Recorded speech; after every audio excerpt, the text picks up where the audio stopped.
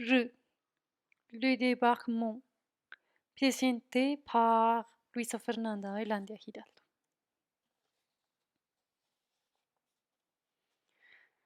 Nous ne savions pas où nous étions. Nous avions débarqué sur la première terre ferme.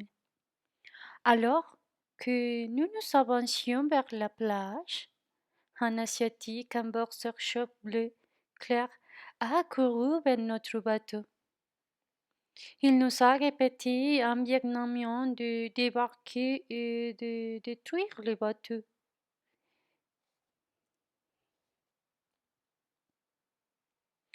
Était-il vietnamien? Étions-nous de retour au point de départ après 4 jours en mer? Je crois que personne ne s'est posé ces questions parce que nous avons tous sauté dans l'eau comme lors du déploiement d'une armée.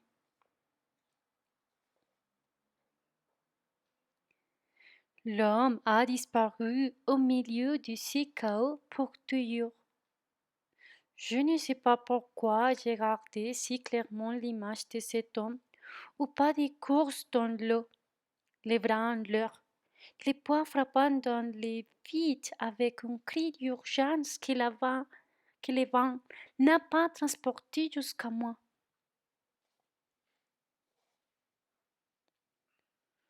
Je me souviens de cette image avec la même précision et la même clarté que celle de Baudelaire sortant de l'eau en courant dans son maillot couleur chair.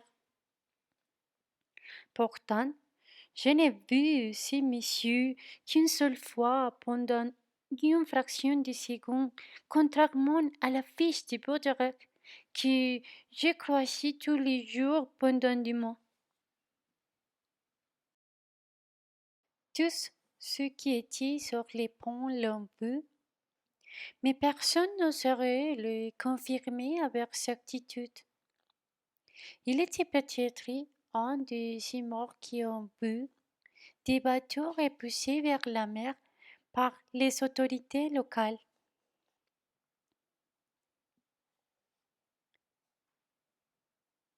Il était peut-être un fantôme qui avait le devoir de nous sauver pour obtenir son propre accès au paradis. Il était peut-être un Malaysien schizophrène.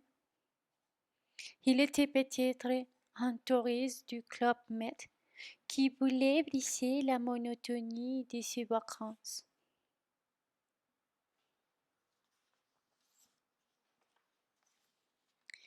Il était sans doute un touriste parce que nous sommes descendus sur une plage protégée en raison de la présence de tortues avoisinant les sites d'un Club Med. En fait, c'était une ancienne plage du Club Med, car leur bar crochet existait encore. Nous y avons dormi tous les jours, avec comme toile de fond l'inscription sur les murs du bar des noms de Vietnamiens qui étaient passés par là, qui avaient survécu comme nous. Si nous avions attendu 15 minutes de plus avant d'accoster, nous n'aurions pas eu les pieds bien calés dans le sable fin et doré de cette plage paradisiaque. Notre bateau a été totalement détruit par la vague d'une simple pluie qui est tombée tout de suite après notre débarquement. Nous étions plus de 200 à regarder ces spectacles en silence, les yeux embués par la pluie et la stupeur.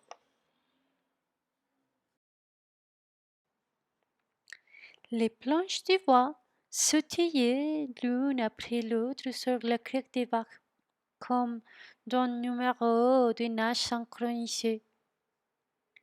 Je suis certaine que ce spectacle nous a tout rendu croyants pendant un court moment. tous sauf un. Il est retourné sur ses pas pour aller chercher l'étel d'or qu'il avait caché dans le feu de sens du bateau. Il n'est jamais revenu. Peut-être que l'étel l'ont fait couler. Peut-être qu'il était trop lourd à porter. Ou alors le courant l'a balayé pour les punir d'avoir regardé en arrière ou pour nous rappeler qu'il ne faut jamais regretter ce qu'on a laissé derrière soi.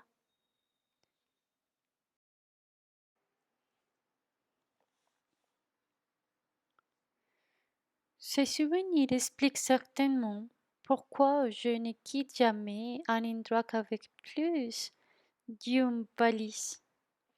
J'emporte seulement des livres avec moi. Le reste ne réussit jamais à devenir véritablement mien. Je dors aussi bien dans le lit d'un hôtel, d'une chambre d'amis ou d'un inconnu que dans mon propre lit.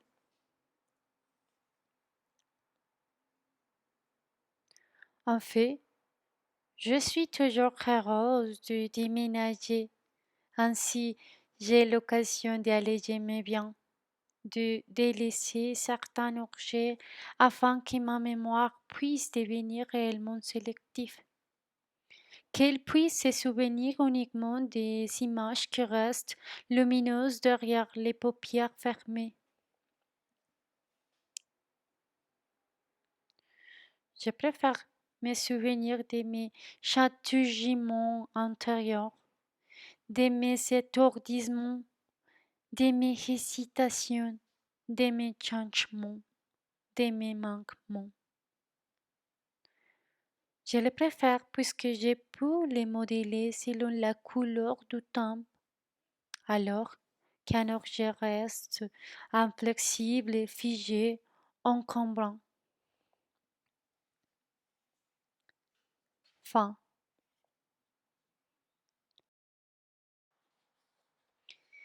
Les sentiments que je voulais exprimer sont liés d'un côté au désespoir d'avoir perdu les bateaux.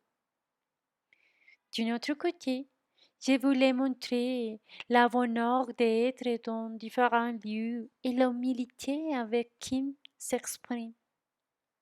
Elle aussi parle de ses manquements en concernant ce qu'elle se rappelle. Si on regarde, la diversité des sentiments qui sont présents font partie fondamentale de la vie de Quintui. Ça sera tout. Au revoir.